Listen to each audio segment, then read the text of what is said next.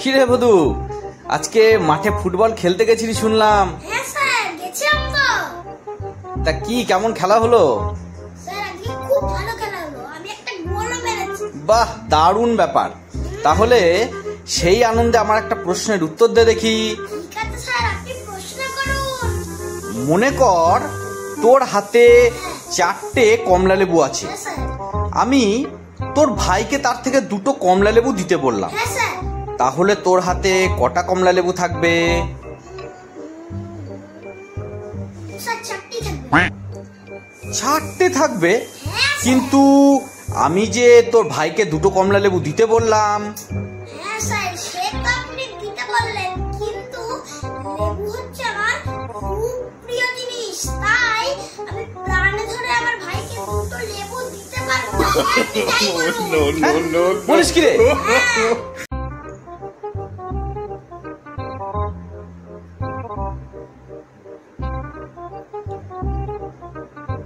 ভদু, হ্যাঁ বাবা, বলো।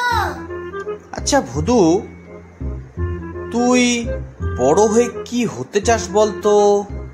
বাবা, আমি বড় হয়ে পাগল হতে চাই। পাগল হতে চাস? হ্যাঁ বাবা। কেন রে? পাগল হলে তো সবাই তোকে বোকা বানাবে, তোকে নিয়ে ঠাট্টা করবে, তোকে ঠকাবে।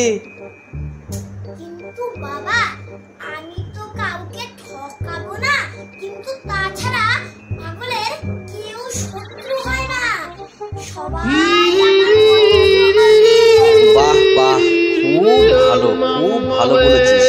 আমার মনটা আজ খুব খুশি হলো রে। বাহ, দারুণ দারুণ দারুণ।